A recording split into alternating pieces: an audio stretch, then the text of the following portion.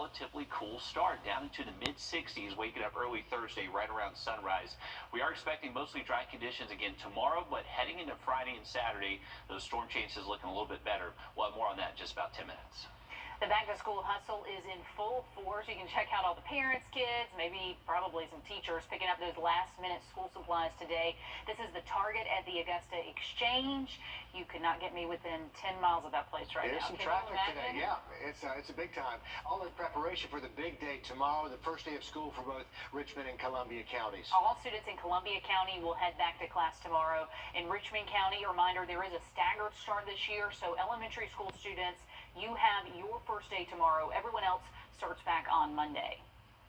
Well, if you're feeling frazzled, maybe you need a refresher on those first day checklists. We are on your side today with everything you need to know to be prepared for day one. Our Kennedy Harris live now from Target. Kennedy, I am willing to bet there are some frazzled last-minute shoppers out there behind you.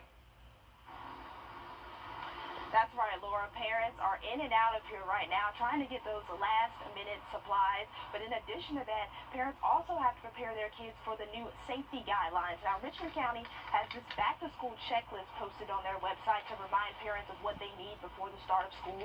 Some of those things are a water bottle because the fountains will be closed, so they're recommending every student come with a water bottle. Also, vaccinations. Any eligible people in the student's household should be vaccinated. That's their recommendation. Last but not least, a mask, because those are required for students this year. Based on what's been going on during the pandemic and based on what we're hearing from the community, we saw it was a need. Just one day before the start of school in Richmond County, and help is out there. Today, I Am My Brother's Keeper Ministry held their first back-to-school party, giving out 125 book bags filled with supplies to Harrisburg families like Laura. Last year I was able to get everything, but this year with me being out of work, he got some things, but it's still other stuff that he needs. Wright says receiving the school supplies was a big load off her shoulders, but supplies aren't the only worry. I'm like really concerned with the masks and then with the new virus. You know, but in Augusta they have to go to school, so I'm just hoping that they keep them distant and keep them safe. Masks are required in Richmond County and provided for students without one. In Columbia County, masks are only required on the bus. Also in Richmond County, kids will eat lunch in the cafeteria with friends and be able to play at recess. Physical distancing will be in place when possible. Hand sanitizing stations will be throughout schools, as well as increased cleanings. Kids are excited. Of course, learning. But, I just miss being with my friends sometimes. And parents are cautious. My main concern is, trying to get her vaccinated and keep her safe. She's going to be around a lot more children. So that is my biggest concern. And Richmond County officials say some students it might be a difficult transition for some students, especially those students that were virtual learning last year. So they want to ensure that parents make sure their child is comfortable with returning back to a classroom with students and with adults this school year. Okay, exciting first day jitters. That has not changed despite COVID. If you are still not sure what bus your kid will be on in the morning or what time it comes, don't forget both Richmond and Columbia counties now have apps that you can download to keep track of all that. In Columbia County, the app is called EduLog Parent Portal Lite School Bus Tracker. So look for that on the App Store. In Richmond County, it's called Stop Finder. Richmond County also has a hotline open for all of your bus questions or bus problems. That number is there on your screen, 706-796-4777. And good luck in the morning. Students prepare to ring in the school year by welcoming hundreds of new teachers to the classroom. This comes after the I-Team found a mass exodus of local educators during the pandemic. Senior investigative I-Team reporter Liz Owens is tracking the numbers for parents. Well, between Columbia, Richmond, and Burke counties, I found nearly 500 teachers left the classroom last school year. Let's start in Columbia County, where we found the most significant change during the pandemic. Teacher resignations rose by more than 40% last school year. It jumped by more than 50% when we compare it to the 2018-2019 before-time school year. 89 teachers resigned the following year, 96 this past school year, 136. Add in retirement, and Columbia County lost a total of 189 educators. We found a similar issue with replacing teachers in Burke County. 39 teachers either resigned or retired last school year.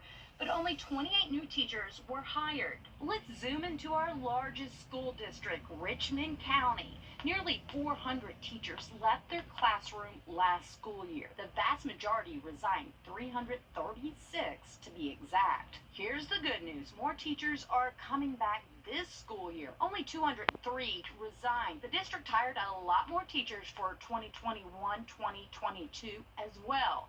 More than 300 new educators will welcome students into Richmond County classrooms in the morning.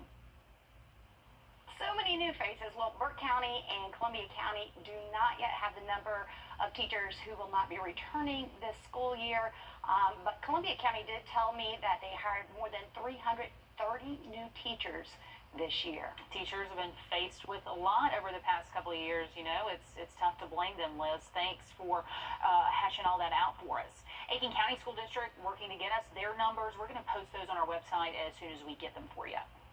Well, as Liz mentioned, more than 300 first-time educators are going to tackle their first day of school first thing in the morning. And it can be a nerve-wracking but exciting time. With COVID in the mix, though, the challenges can seem pretty overwhelming. Our Wrdw spoke with a first-year teacher in Richmond County who says she's never been more ready. No, as long as you have your paper from yesterday, you're good.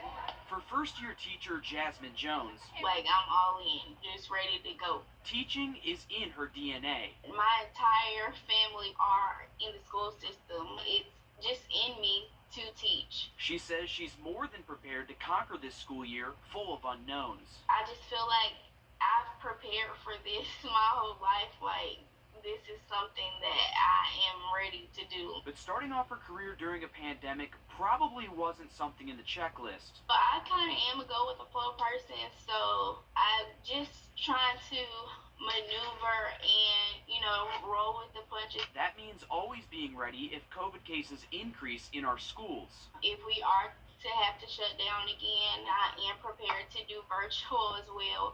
I'm prepared to do it in both face-to-face and virtual. Jones says it's been chaotic and hectic, but the district has done their part to make sure everyone is prepared and staying safe through the year. We just have to take those extra steps, no cutting corners this year because we are trying to keep everybody safe. In Richmond County, Wrdw on your side. Ms. Jones says she will begin her teaching career at Hepzibah High School, teaching 9th and 10th graders environmental science. So we wish her the best. We need good teachers. Yes, we do. Just a couple of days into the new school year, McDuffie County updating their mask policy for schools there. So starting tomorrow, the district says masks will be required for students, staff, and all visitors, regardless of vaccination status.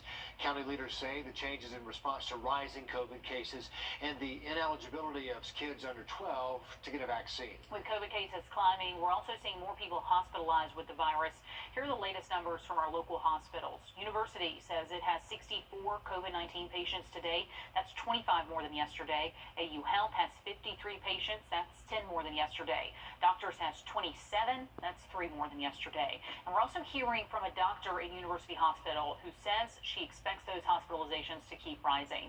In a Facebook post from the hospital this week, infectious disease specialist Dr. Iana Churka says she has seen the hospital go from admitting 15 patients to more than 50 in just 1 week. She says the average age of patients in the hospital right now is lower. Think 30 to 50 years old, and the overwhelming majority are unvaccinated. She also says the Delta variant is 225% more contagious, so that means where before, if you had COVID, you may infect 2 to 3 other people. Now, with the Delta variant, you're looking at infecting, on average, 6 to 10 other people. In the post, Dr. Churka says vaccines seem to remain highly effective against hospitalization, severe disease, and death. And she calls our COVID situation a tragedy, saying it is, quote, senseless, stupid, and unnecessary. Well, if you're looking for work, don't forget hiring is Kids today. Please. Please, no, go watch him. I'm recording.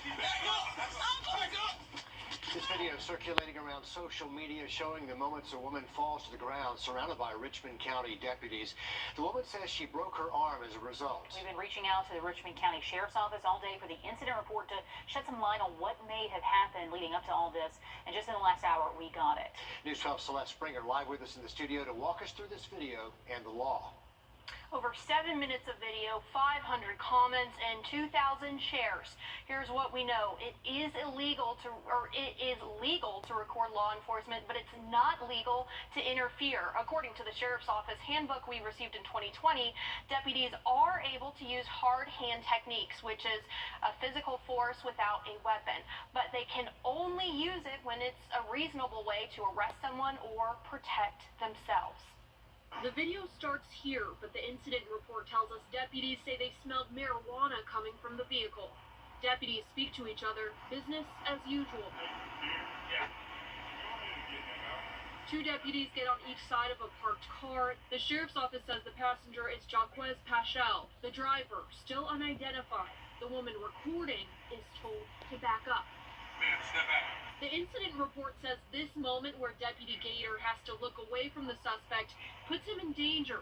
The two men in the car now told they're being detained. Then a struggle. The incident report says the suspect was reaching for a brown bag.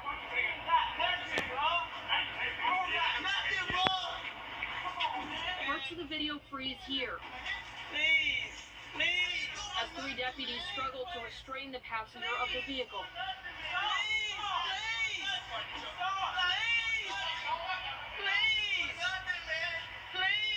As the deputies and the man fall to the ground, she walks closer.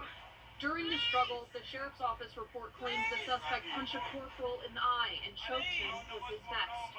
They say he was also reaching for that brown bag, one they say had a gun. A deputy begins punching the suspect. Then the woman falls to the ground. The incident report says she tripped. I told her to back up. They stop, turn to chaos. We asked if any deputies are suspended. They told us they've opened an internal affairs investigation and cannot comment on that. But according to the Sheriff's Office handbook, use of excessive force can result in a suspension without pay. As for Paschal, he was charged with a felony possession of marijuana, felony obstruction of a police officer, possession of a firearm during the commission of a crime, and possession of a firearm by a convicted felon. The woman recording charged with misdemeanor obstruction.